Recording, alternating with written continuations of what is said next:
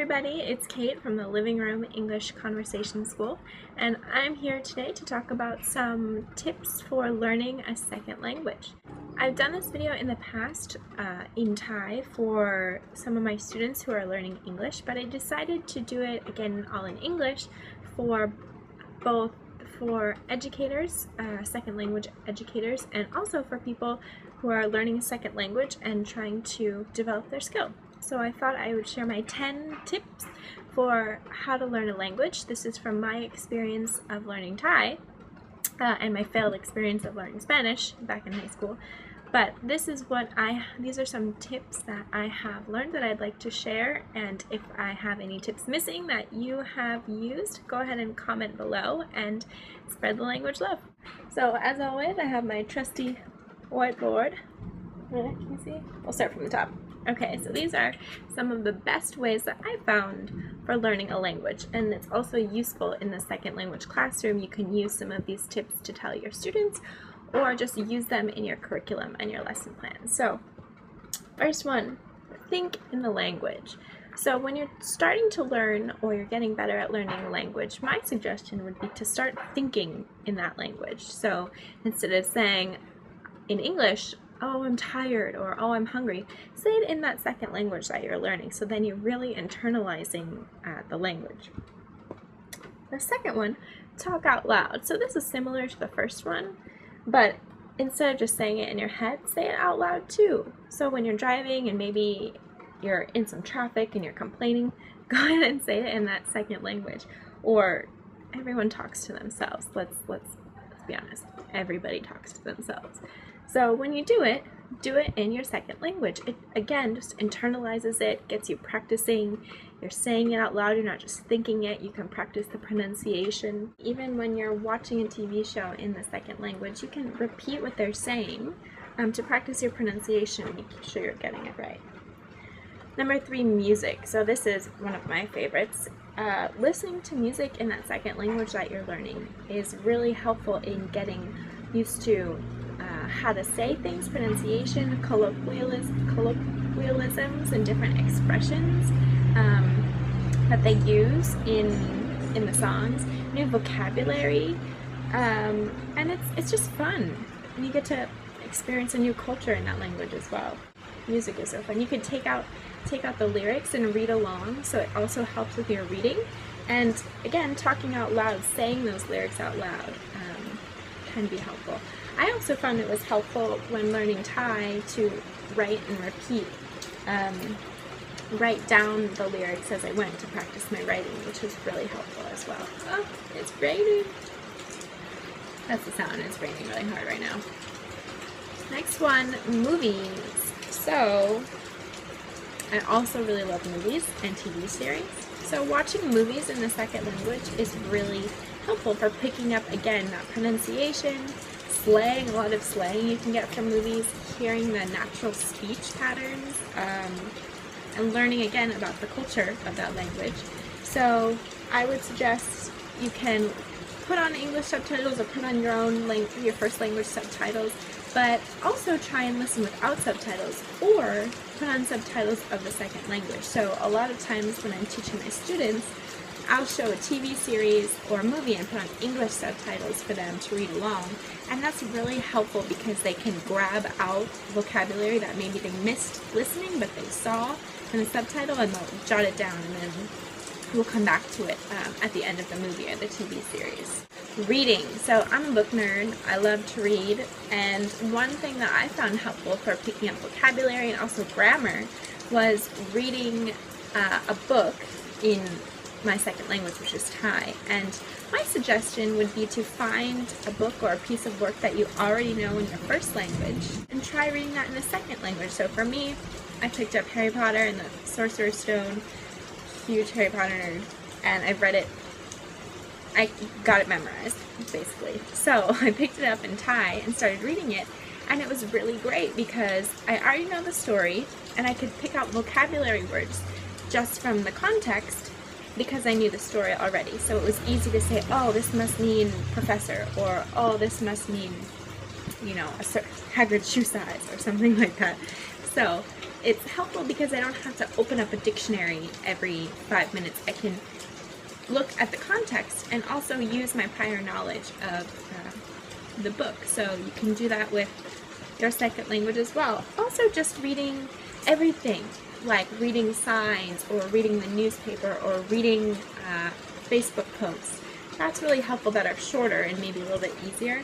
But reading's going to help with grammar, it's going to help with vocabulary, and it's a really good skill to build in a second language if you want to really get more fluency.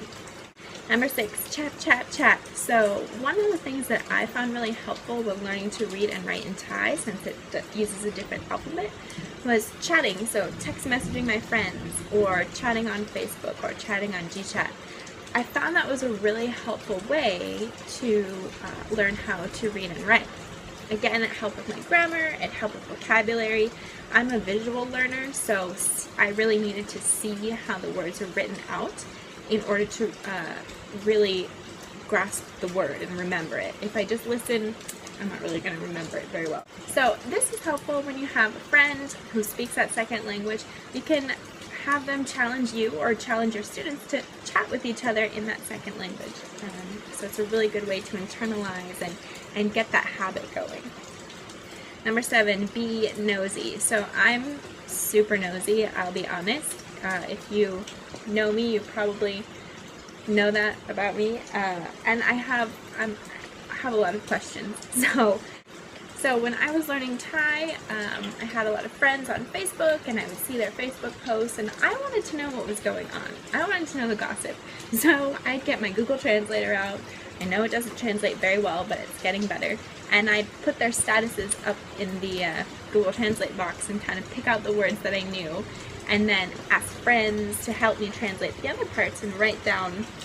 A lot of it was slang too, so that really helped me for learning different colloquialisms and expressions and slang and reading and writing. And yeah, be nosy. If you have a question, if you want to know something, go and find it out. Ask a friend, get some resources on the internet. Be nosy, get in there. But be careful of cultural differences. That's something I had to learn as well. Go out. So when I was learning Thai, I went out a fair amount and talked with friends over beers, over coffee, just hung out, and I sat and I listened a lot. So I spent a lot of time in coffee shops and in bars listening to some friends that were musicians, and I just sit and listen to them talk. So you can't only learn from listening. I'm getting closer to the right. You can't only learn from listening. You have to build, speaking skills as well. But I found it was really helpful because I could pick out words that I didn't know, and I could ask my friends, oh, what does this word mean? Can you explain it to me? Find out ways to get around saying a more difficult vocabulary word. But going out, it's fun, and it's a great way to be sociable and practice your language as well. So I was able to practice and get feedback on my language. Okay, you can't say it that way, or no, you gotta say it this way, or this is a new word that you should use. So language is social, right? You gotta be interacting. If we didn't have other people, we probably wouldn't use language. So go out, be sociable, helps you learn new words, and it helps you build your language ability. Number 9, ask questions. So this is a problem I have with a lot of my students. Are very shy and very reluctant to ask questions. And I'm, like I said, really nosy, so I ask questions all the time. And I found that asking questions, if you don't know something, find out. If you really want to build your language skill, you've got to ask questions and to find out the answers. And you can ask peers or mentors or, oh my gosh, the internet. Ask questions if you have, about grammar, about vocabulary, whatever it is. It will help you build your language skill. And the last one, most important thing, have fun. Like I said, language is social, so you really have to go out and use it. And I think most important thing when learning anything is you gotta have fun. It's gotta be challenging, of course, so that you can develop your skills, but you have to have fun and enjoy it, and it has to be relevant to your life and interesting and engaging. But if you're not having fun, there's really not going to be a lot of motivation to learn it, in my opinion. So find different ways that work for you. These are just a few tips that I've found useful for myself for learning a language, and that I've passed on to a lot of my students that they found helpful. It's been fun to go over different lyrics together and watch series together and share our culture together. If you have any other tips or tricks for learning a second language or third language or whatever it is, please leave it in the comment section below. Love to hear it. So that's all I got for today. Be sure to check out my website at www.thelivingroomschool.weebly.com. There's a little link for you to follow. I have some free curriculum lesson plans there, different resources, also a blog with different articles on it.